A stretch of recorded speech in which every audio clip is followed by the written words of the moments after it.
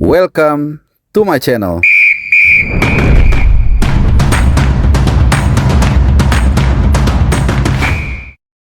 Halo, salam sehat dan juga selamat datang di channel Bung Harpa, teman-teman semua. Ini memasuki hari Kamis. Ada berita-berita yang cukup menarik ya. Di antaranya beberapa pemain Indonesia yang berumput di luar negeri seperti biasa akan gue sajikan laporan penampilan mereka. Dan satu yang paling menarik tentunya juga masukan ini ya dari teman-teman semua soal Sirus Margono. Jadi terima kasih buat subscriber channel Bung Harpa yang luar biasa ya, banyak sekali opini-opini kalian, pendapat-pendapat kalian yang juga membantu channel ini untuk lebih maju dan lebih baik. Jadi salah satu yang banyak kalian mention adalah soal Sirus Margono. Ini bagaimanapun juga adalah warga negara Indonesia dan saat ini tengah mulai bangkit kembali lah, membangun karirnya di Eropa. Dan seperti yang mungkin sebagian kalian juga sudah dengar, Sirus ini baru saja pindah ke Liga Kosovo di KF Dukak Jini ya, nanti coba gue tulis mungkin, dan pembacaannya juga mirip-mirip ya, Duka Jini gitu, kayak Dukanya si Jini, Duka Jini gitu. Jadi G-nya itu agak hilang ya, gue coba tadi cek juga bagaimana pronunciation-nya, walaupun tidak signifikan ya, tidak substantif, tapi ya supaya kita lebih luas lah ininya wawasannya. Jadi Duka Jini ini liga bermain di liga profesional tertinggi di Kosovo gitu. Nanti gua akan bahas soal itu, tapi sebelumnya ada juga beberapa raport pemain yang kemarin tampil, diantaranya Pratama Arhan dan juga Jordi Amat di Liga Champions Asia. Jadi nanti gue akan taruh Sirus Margono di bagian menit ke-7 atau 8 lah terakhir ya sebelumnya. Nah, jadi kemarin ini menarik, Pratama Arhan dulu deh. Jordi Amat dulu. Jordi Amat kemarin dua-duanya intinya away lah ke Australia. Kemarin timnya Johor Darul Takzim itu away ke Central Coast Mariners. Ini klub dari A-League, Australian League, dan kemarin menang 2-1. Dan kemudian juga Jordi Amat tampil 90 menit, tampil starter. Cukup bagus juga, walaupun mendapatkan kartu kuning ya, tapi it's okay. Jadi ini 2 pertandingan berturut-turut Jordi Amat main. Gua nggak tahu ya kalau kita menilainya berdasarkan objektivitas dan juga pernyataan dari Clivert di Hotel Mulia. Artinya Jordi Amat ini pasti masuk radar ya, minute playnya juga reguler, mainnya juga cukup bagus. Meskipun perdebatannya adalah ya di Liga Malaysia kurang kompetitif ya, apalagi Johor Darul JDT lah gue bilang ya. JDT ini seperti Munchen di Jerman gitu. Jadi relatif secara kekuatan itu sangat jomplang dibandingkan the rest of the team di Liga Malaysia. Tapi anyway ya, dia reguler mainnya dan juga cukup banyak memberikan kontribusi dalam bola-bola atas saat misalnya corner ataupun tendangan bebas. Sering banget dia naik ke atas ya. Jadi dia juga punya kelebihan tentunya ya. Perkara dipanggil atau enggak ya itu tergantung keputusan pelatih ya. Jadi pelatih itu tidak bisa diatur, mau diatur pemain, mau diatur oleh kita supporter ataupun juga ketua PSSI atau Esko atau siapapun tuh nggak bisa. Jadi biarkan dia memutuskan, kita hanya ya berdiskusi aja dan mungkin membantu juga memberikan masukan. Siapa tahu 1-2 penampilan dari pemain Indonesia ini ada yang luput. Nah itu jadi timnya menang 2-1 dari Central Coast Mariners. Nah, kita kembali masih juga di Australia nih, dan kebetulan mainnya juga di tempat kita nanti akan main tanggal 20 Maret di Sydney ya. Indonesia akan main menghadapi Australia tanggal 20 Maret di kualifikasi Piala Dunia. Nah, kali ini yang sudah lebih dulu ke sana adalah Pratama Arhan. Jadi Pratama Arhan kemarin dan juga berjasa, timnya ini main di Asia Champions League 2 saat menghadapi Sydney FC. Jadi ini yang punya kampung nih, akamsinya Sydney, itu bermain 2-2. Sempat tertinggal 2-1, kemudian Pratama Arhan masuk menit 85 dan dari lemparan ke dalamnya kemudian menghasilkan gol penyeimbang di menit-menit detik-detik terakhir bahkan. Gitu ya, kalian bisa lihat sendiri cuplikannya. Jadi ketika orang lain mungkin waspada dengan kelebihan yang kita punya, ya kita justru kalau ada yang sebagian mencibir itu sungguh aneh ya. Perkara soal nanti mau dipanggil atau enggak, kembali lagi itu soal Patrick Kluivert. Tapi yang jelas ini adalah kelebihan yang not even dulu siapa ya, Rory Delap ya, pemain Stoke City itu yang punya lemparan jauh juga. Paling itu yang mirip ya. Sisanya gue nggak pernah lihat ada pemain bola punya lemparan sejauh ini. Jadi Kalau menurut gua, ini kan kita diskusi ya. Menurut gua sih harusnya Pratama tetap dibawa nanti ke Australia dan Bahrain ya. Karena bagaimana walaupun mungkin nggak pemain inti lah, susah dia bersaing dengan Calvin Verdong, bahkan Sen Patinama yang cukup reguler juga di ASI Open.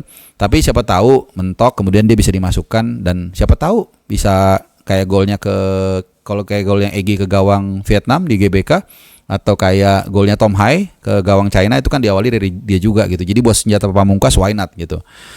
Itu dia. Dan gue seneng juga karena karir Pratama Arhan bisa revive atau bangkit kembali setelah terseok-seok di Tokyo Verde dan juga di Suwon FC, di J-League dan juga di K-League. Oke, itu sebelum kita ke Sirus Margono, kemana lagi? Martin Paes ya, timnya main tadi pagi ya jam 00 itu menghadapi Tulsa, tapi dia nggak starter ya. Jujur gue nggak dapet datanya detailnya apakah dia masuk di pertengahan pertandingan. Yang pasti timnya main ini dalam rangka pre-season. Kalau nggak salah masih ada satu pertandingan lagi ya, baru nanti akan mereka mulai liga reguler di MLS itu. Sementara ada beberapa pemain yang baru nanti akan main nanti malam itu Max Hilgers. Ini yang gue bilang perkiraan gue nanti malam dia akan inti atau starter karena udah dua pertandingan dia, udah 3 pertandingan dia masuk line DSP, dan 2 pertandingan terakhir dia main sekitar belasan menit lah gitu. Jadi mungkin ini yang saat yang tepat untuk memainkan dia sebagai starter saat mengarungi laga UEFA Europa League nanti malam jam 3 pagi. Nggak tahu kalau misalkan mungkin gua fit atau bugar, bisa aja kita sambil nonton, kita live reaction ngobrol-ngobrol ya. Dan juga Kevin Dix. Nah, Kevin Dix nih setelah Liga Denmark libur cukup lama, Natal musim dingin, nanti malam akan main kembali jam 3.00. Jadi nanti malam ada 2 pertandingan sekaligus. Timnya Kevin Dix dan timnya Max Hilgers. Itu. Oke, kayaknya semua udah ya, aman. Nah, ini dia Sirus Margono, menarik ya karena kebetulan gue juga ngobrol dengan salah seorang yang sangat concern lah, gue gak usah sebut namanya, soal sosok Sirus Margono ini. Dan memang gue udah denger mungkin sekitar sebulan lalu dia mendapatkan klub. Dan ternyata langkah ini cukup positif ya. Berkali-kali gue mengatakan kalau gue suka atau berharap ya pemain itu gak usah terlalu silau lah dengan nama besar klub atau dengan gaji sekalipun mungkin kalau masih muda.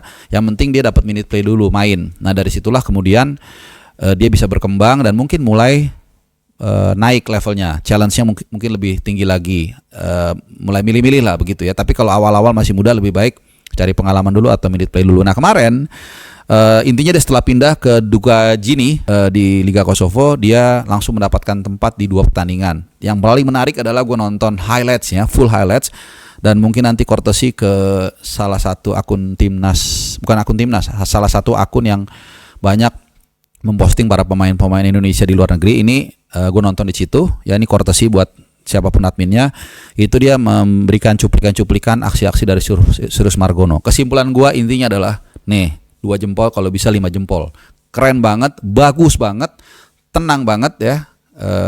Kemudian juga tipikal kiper modern, nggak buru-buru buang bola ke depan berkali-kali ya. Kalian nanti bisa nonton deh, jadi biar relate apa yang gue ucapkan dengan yang kalian lihat langsung sendiri. Apakah gue melebih-lebihkan atau gue ngurang-ngurangin. Kemudian juga build up serangannya juga oke. Ya tipikal kiper modern lah. Terus bola-bola atas nggak usah ditanya. Dan yang menarik adalah Piala Liganya Kosovo. Lawannya tuh Drita. Namanya nama klubnya Drita. Kayak seperti Derita tapi E-nya hilang, Drita. Nah, 0-0 di babak reguler, kemudian di waktu normal, kemudian perpanjangan waktu dan penalti. Nah, di penaltinya ini dia melakukan 1 kali save ke kanan bawah lah ya, atau tengah, kanan medium level. Kemudian dia juga mencetak gol. Dan jangan kaget kalau di wiki kalian lihat nomor punggungnya 1 yang ofisialnya, tapi kalau di pertandingan itu dia menggunakan nomor punggung 99 dengan baju warna merah. Bagus banget. Dia ada 1 kali hand save, 1 kali hand save, terus 1 kali juga, pokoknya ada mungkin ada 3 atau 4 ya penyelamatan gemilang, bukan hanya sekedar yang bola-bola gampang ya. Walaupun kalau shoot on goal itu kan dihitung statistiknya kan, tangkap yang gampang pun juga shot on goal, tapi yang benar-benar save yang ya kalian tahu lah, yang sampai harus meregangkan tangannya dan kakinya itu ada 3 atau 4 ya. Jadi selama regular time itu, selama waktu normal pun dia banyak melakukan save.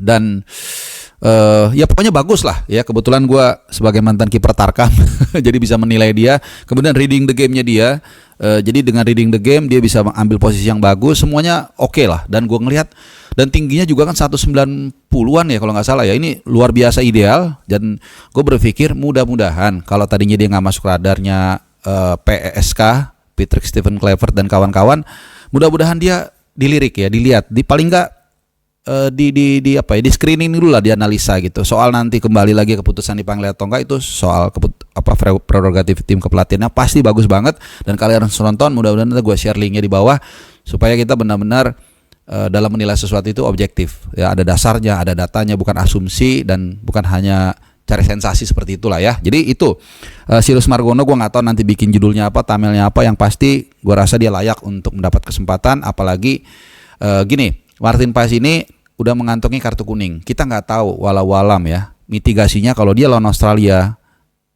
kena kartu kuning itu akan absen lawan Bahrain. Nah ini kan kita harus siapkan nih bagaimana, apakah Nadeo, apakah Hernando Ari atau Cyrus Margono. Ini kan bisa dengan banyaknya masukan-masukan dan materi yang ada, ini kan bisa memperkaya juga cadangan ataupun alternatif yang kita punyai kalau misalnya ada apa-apa dengan Martin Paes ataupun mungkin cedera gitu ya. Bagus banget Margono, pokoknya Cyrus Margono mainnya. Kebetulan namanya mirip dengan nama kakek gua, Cyrus juga ya. Oke. Terima kasih teman-teman sudah menyimak dan juga sudah mendukung channel ini. Sekali lagi gue berharap kalian dalam keadaan sehat. Kita ketemu lagi di video gue yang lainnya. Semoga bermanfaat dan sehat selalu. Adios.